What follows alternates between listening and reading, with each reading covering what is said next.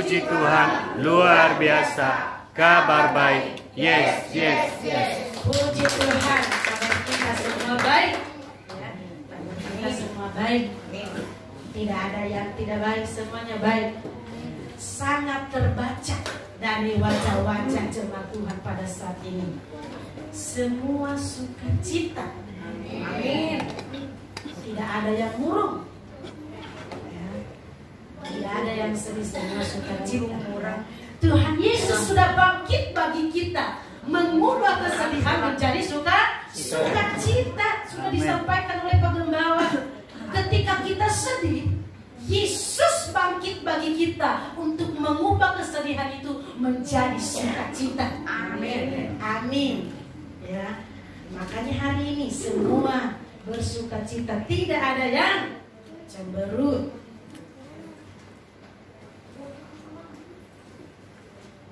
Pada minggu pertama, ya, kalau tema kita adalah tentang hidup yang diubahkan.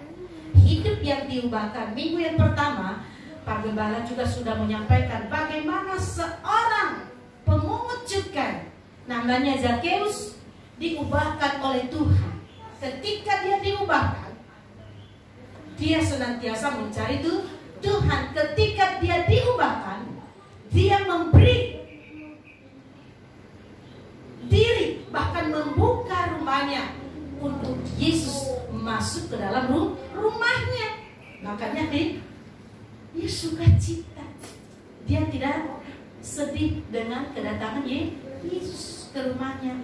Dia terima tamu istimewa dalam hidup kita juga. Kalau Yesus sudah hadir dalam hidup kita, mari kita terima dengan sukacita. Jangan kita menutup diri. Ada tamu yang datang, tutup dah pintunya. Dia datang lagi minta-minta, bilang aja garamnya sudah habis. Ya. Jadi Zakeus membuka diri untuk menerima Yesus. Baik jemaat Tuhan yang terkasih, pada pagi hari ini mari kita sama-sama belajar firman Tuhan juga yang terambil dari kitab Filipi atau surat Filipi pasal 3 ayat 1 sampai ayatnya yang ke-10.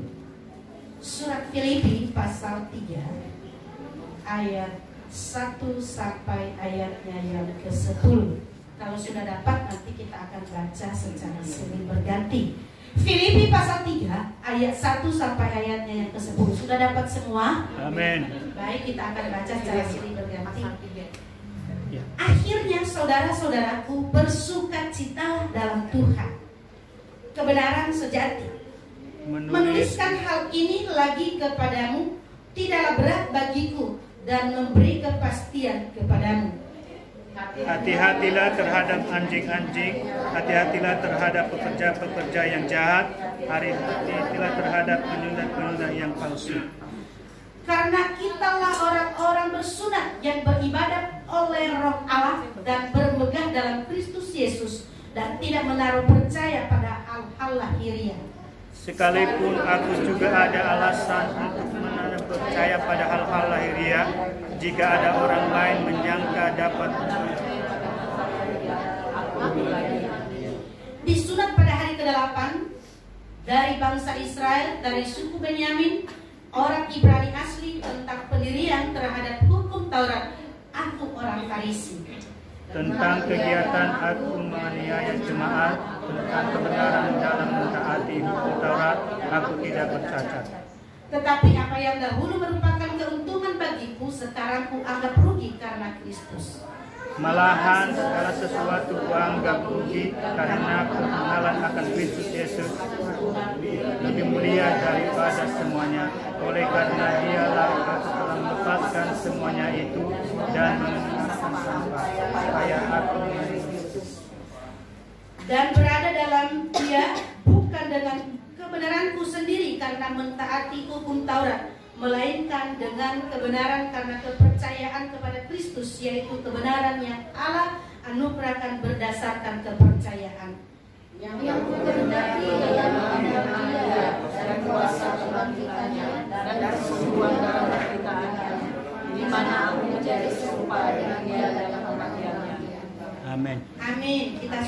membacakan firman Tuhan pada saat ini.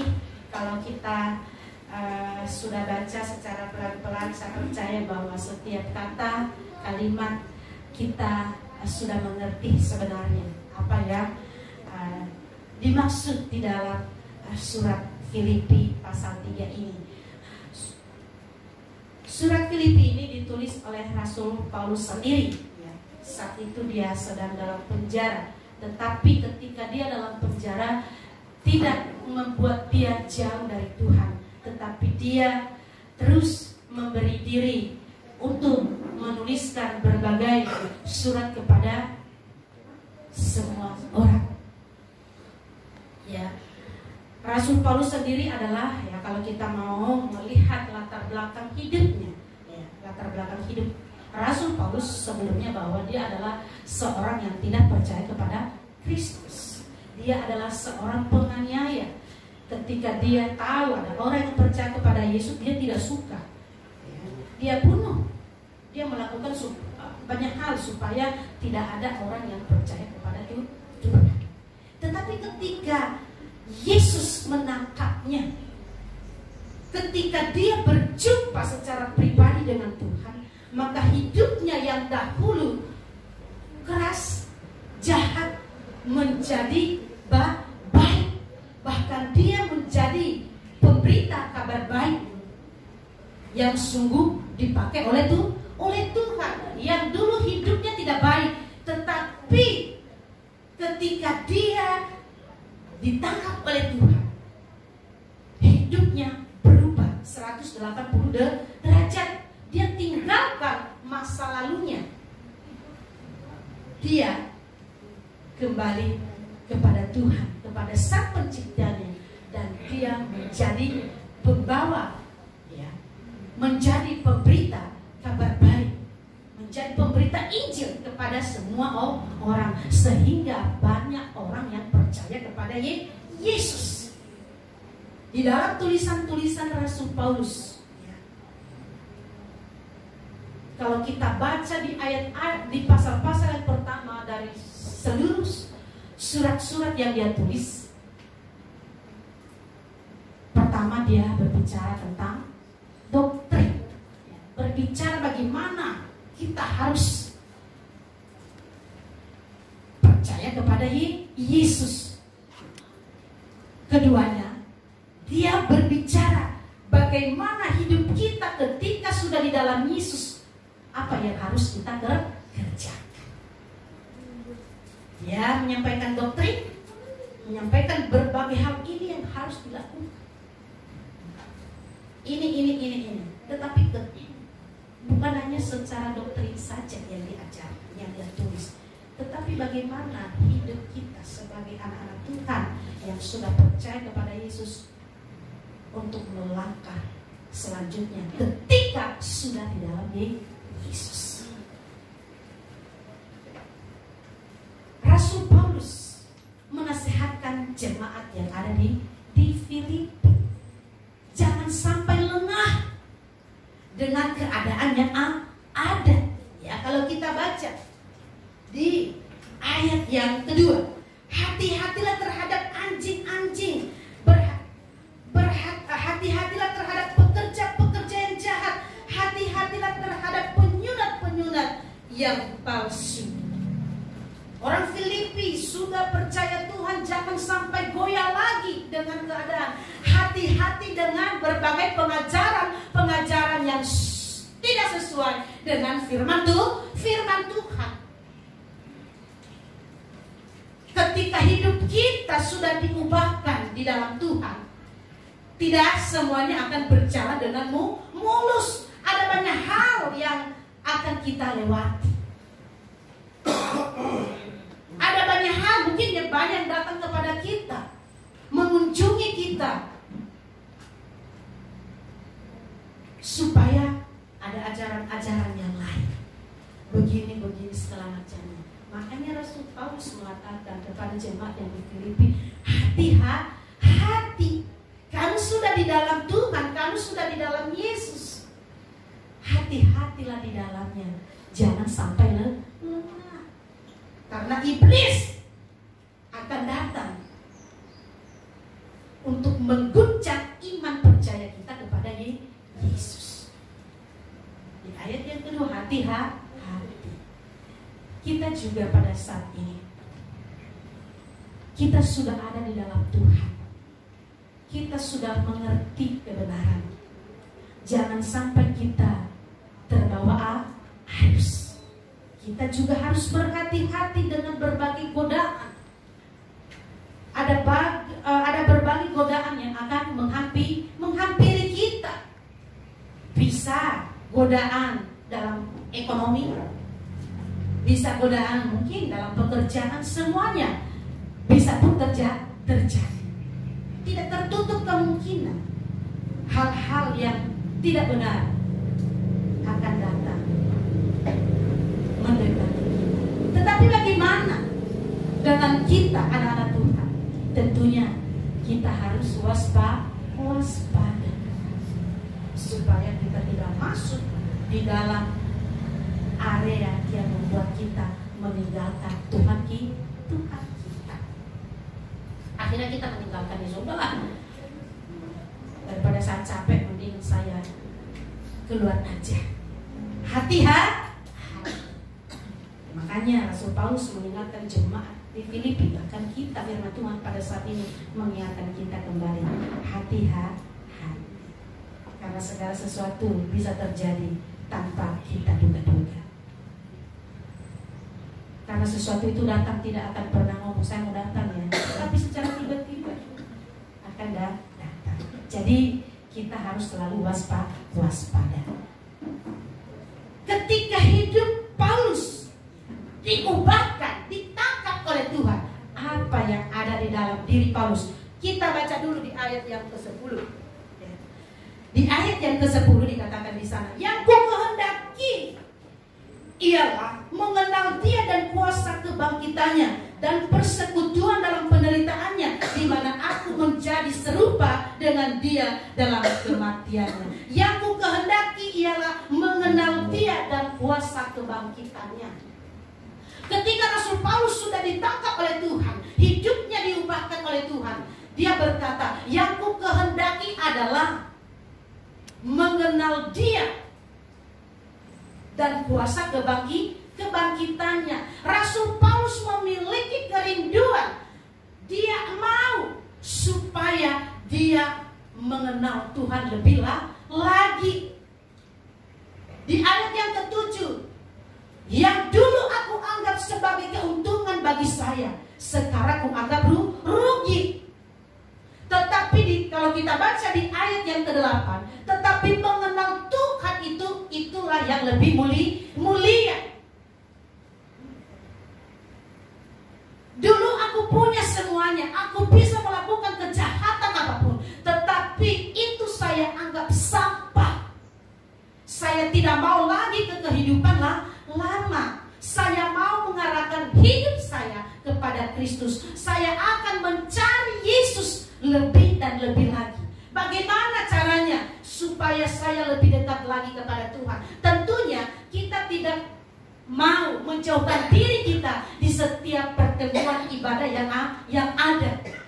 Apapun kegiatan ibadah tengah minggu kita di tempat ini, mari kita selalu meluangkan waktu untuk bisa hadir.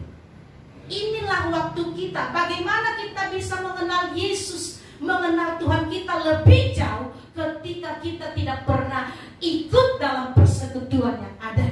Kalau hanya sekali seminggu itu tidak cukup. Tetapi kalau kita memberi diri, ada ibadah wanita nih, saya mau datang. Udah tuh setiap hari Jumat datang ibadah wanita. Kita memberi diri untuk ikut di persekutuan yang ada, sehingga pengenalan kita kepada Yesus semakin baik, semakin jelas. Iman kita tidak mudah digoyahkan. Hati-hati. Di ayat 2, hati-hati, jangan sampai lengah. Yang ku kehendaki, yang aku mau mengenal Dia, mengenal Yesus lebih dalam lagi. Dan Bagaimana lagi caranya? Di manakah saya bisa mengenal Tuhan? Tentunya membangun hubungan dengan Tuhan, membangun persekutuan dengan Tuhan. Jangan sampai tidak pernah berdoa. Baca Alkitab. Itulah kesempatan bagi kita untuk mengenal Tuhan kita lebih lagi, selain kita bersekutu dengan saudara-saudara seiman kita di dalam rumah Tuhan di tempat ini. Harus ada hubungan pribadi dengan Tuhan. Mengenal Tuhan itu lebih mulia. Rasul Paulus menganggap semuanya sampah, harta benda yang sudah ada, emas mulia, emas batangan, itu tidak berharga lagi bagi Paulus. Dia berkata bahwa mengenal Yesus itu yang paling mulia dalam hidupnya. Kita juga bisa berkata mengenal Yesus itu sungguh indah dalam hidupku. Segala perkara yang aku hadapi, segala persoalan hidup yang saya alami, saya bisa lewati oleh karena pengenalan saya, oleh karena penyertaan Tuhan dalam hidupku. Amin. Marilah kita kenal, marilah kita lebih mengenal Tuhan kita lebih jauh lagi. Saya baca di ayat yang 78 ya. Tetapi apa yang dahulu merupakan keuntungan bagiku, sekarang kuanggap rugi karena Kristus. Malahan segala sesuatu kuanggap rugi karena pengenalan akan Kristus Yesus, Tuhanku, lebih mulia daripada semuanya. Oleh karena Dia, aku telah melepaskan semuanya itu dan menganggapnya sampah supaya aku memperoleh Kristus. Dia berkata bahwa segalanya itu yang paling mulia. Dia berpikir, wah, apalah saya memiliki harta benda yang paling banyak, tetapi kalau saya kehilangan Yesus, tidak ada artinya. Kalau kita baca di Injil Matius, Markus, Lukas, dijelaskan di sana. Buat apa kita memiliki seisi dunia ini, tetapi kehilangannya nyawa? Tetapi ketika kita hidup di dalam Yesus, hidup kita terjamin, masa depan kita terjamin di dalam Tuhan. Ketika Tuhan Yesus datang pada akhir zaman nantinya, kita sudah bersama Dia di surga. Jaminan hidup itu sudah ada. Makanya jangan sampai kita lengah dengan keadaan sekarang. Biarlah morat-marit kehidupan ini, tetapi jangan sampai iman percaya kita kepada Yesus morat-marit di dalamnya. Amin. Kita tetap teguhkan iman kita kepada Yesus, bahwa Yesuslah segalanya dalam hidupku. Yesus yang termulia dalam hidupku. Tanpa Yesus saya tidak bisa melewati hari-hari yang sangat sulit ini. Mari kita katakan 1, 2, 3. Saya tidak mau meninggalkan Yesus. Saya tidak mau meninggalkan Yesus. Yesus tetap selamanya. Yesus tetap selamanya. Amin. Amin. Yesus tetap selamanya dalam hidup kita ya. Hari ini ya, Yesus tetap selamanya dalam hidup kita. Amin. Ya, kenal, mari kita mengenal Tuhan kita lebih dalam lagi. Itulah hidup yang diubahkan. Jangan sebelum kita kenal Yesus, kita juga memang malas-malesan. Sudah kenal Yesus semakin males. Ya, semakin males datang beribadah. Kan sudah terjamin percaya Yesus udah masuk surga.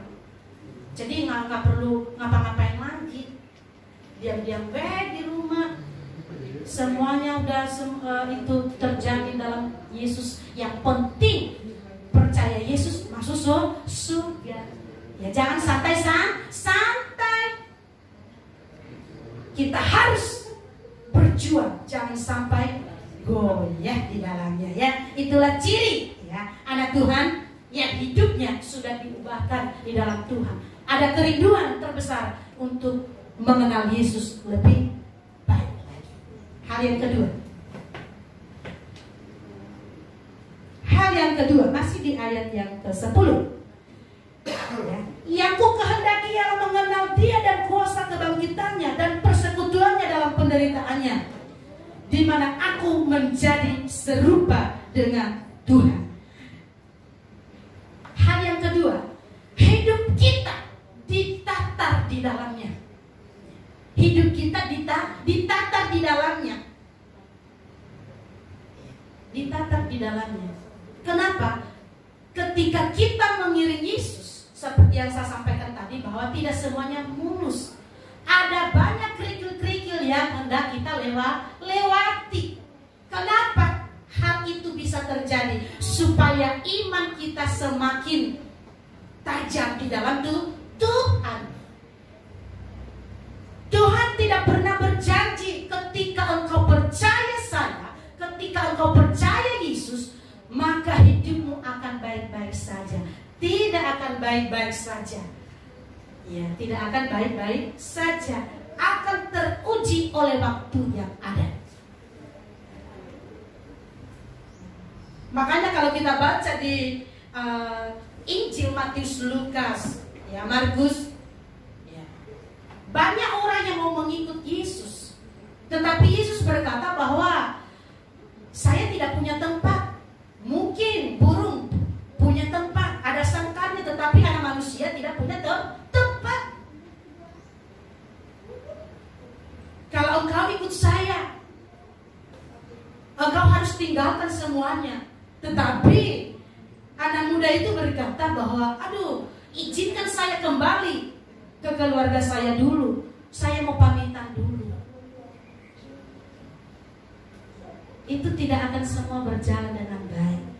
Ada banyak hal yang akan ditatar dalam hidup kita. Ego kita akan ditatar di dalamnya, sehingga bisa terkikis ego yang tinggi. Kesombongan yang ada akan ditatar di dalamnya, sehingga kita bisa hidup rendah hati di dalam Tuhan.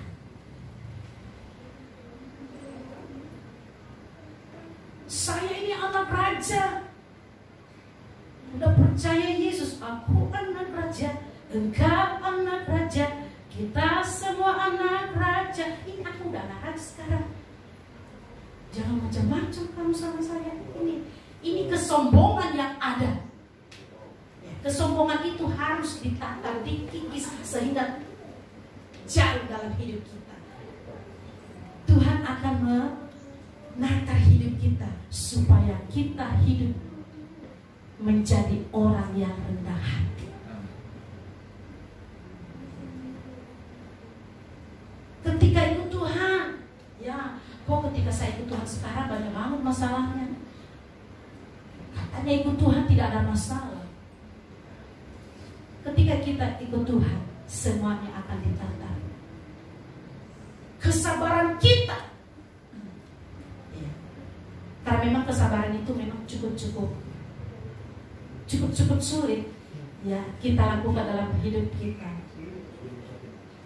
Emosinya meledak-ledak. Biasanya yang paling emosi di dunia ini adalah para ibu-ibu.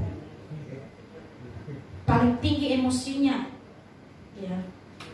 Kalau kita survei khususnya di Bakat 2 ini, kita tes ya, siapa yang paling emosi di jemaat sini, laki-laki apa perempuan? Pasti yang menang perempuan. Emosinya lebih tinggi, meledak-ledak. Ya, tetapi emosi yang meledak-ledak itu, ya, itu harus dibuat, ya, harus dikikis hari lepas hari, supaya tidak emosian melulu. Ngomong sedikit langsung, ngomong sedikit cubit, macam-macam. Ngomong melulu kamu, kan?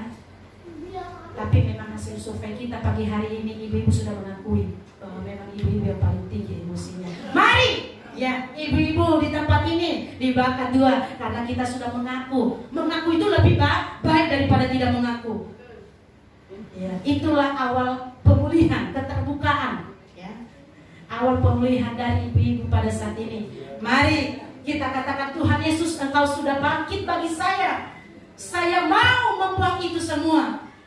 Saya mau emosi saya ini bisa teredam di dalamnya. Saya tidak mau lagi meledak-ledak. saya akan menjawab lebih lemah lembut lagi. Iya papiku saya. Ya, jadi kita akan ya jauh lebih lembut lagi. Amin. Hidup kita ya diubahkan, akan ditatar ketika kita mengikut Tuhan. Ya. Kita mampu memikul salib. Ya, memikul salib kita. Bukan berarti salib ini kita bawa-bawa, berat ini salib. Ya, berat. Tetapi segala pergumulan kita, ya, segala hal yang membuat kita jauh dari Tuhan, itulah salib yang harus kita lewati dan harus jangan kita tinggalkan, tetapi kita mengatakan Tuhan mampukan saya untuk melewati ini. Saya percaya bahwa ketika saya mampu melewatinya, itulah rencana Tuhan yang paling sempurna dalam hidupku. Amin. Amin. Akhirnya kita akan menerima semua yang indah dari Tuhan ketika kita mampu melewatinya. Ya, kalau kita baca seterusnya supaya kita menjadi serupa dengan Kristus. Bagaimana kita mau serupa dengan Kristus kalau emosi kita ini masih belum bisa kendalikan, masih belum stabil? Serupa dengan Kristus apa sih yang Tuhan kehendaki? Dalam kasihnya. Ya, kasihnya Tuhan mengasihi tanpa memandang bulu. Dia memberikan hidupnya kepada semua orang. Bukan hanya itu saja, tetapi Yesus memberi hidupnya disalib kepada semua orang supaya semua orang percaya. Tetapi tidak semua orang mau mengambil kesempatan itu. Tetapi kita yang sudah ada di dalam Yesus jangan sampai jauh. Ya, makanya jemaat Tuhan yang terkasih, ketika hidup kita ada di dalam Tuhan sudah diubahkan, ya. Apalagi supaya serupa dengan Kristus. Doanya di Taman Getsemani pagi-pagi benar, Yesus sudah datang berdoa sebelum yang lain pada bangun. Dia sudah datang berdoa. Yesus sudah memberikan contoh yang baik bagi kita. Persekutuannya dengan para muridnya juga pada saat itu tidak pernah terputus. Ada banyak hal yang Tuhan sudah kasih contoh bagi kita. Nah, bagaimana dengan kita menjadi serupa dengan Kristus? Kalau kita baca di Roma pasal 12, 1 dan 2, berubahlah oleh pembaharuan budimu. Bagaimana supaya kita bisa berubah? Mari jemaat Tuhan, izinkan Tuhan untuk menata hidup kita. Kenapa? Ketika kita sudah tertata di dalam Tuhan, maka apapun hal yang ada di sekeliling kita, apapun persoalan hidup, apapun pergumulan hidup, kita akan mengatakan, saya sudah melewatinya, saya mampu untuk melewatinya. Amin. Amin. Saya percaya bahwa setiap kita memiliki pergumulan yang berbeda-beda. Ada yang berat, ada yang ringan, tetapi sama-sama pergumulan. Sama-sama pergumulan di dalamnya. Hanya masalah ringan beratnya. Tetapi kita sudah melewati hal-hal yang terberat dalam hidup kita. Mari sampai saat ini jangan sampai kita terbawa oleh keadaan yang ada di sekeliling kita. Mari kita tetap pertahankan iman percaya kita kepada Yesus. Amin. Amin. Ciri hidup yang diubahkan oleh Tuhan. Pertama tadi, ada kerinduan terbesar untuk mengenal Tuhan lebih dalam. 2, mengizinkan Tuhan untuk menata hidup kita. Kenapa? Supaya kita timbul seperti emas yang murni. Amin. Amin. Kita menjadi serupa dengan Tuhan. Kasihnya, perhatiannya, kesabarannya, semuanya akan terekspresi dalam hidup kita, akan ada dalam hidup kita kalau kita izinkan Tuhan menatap hidup kita. Amin. Amin. Amin. Untuk firman Tuhan. Mari kita berdoa. Kita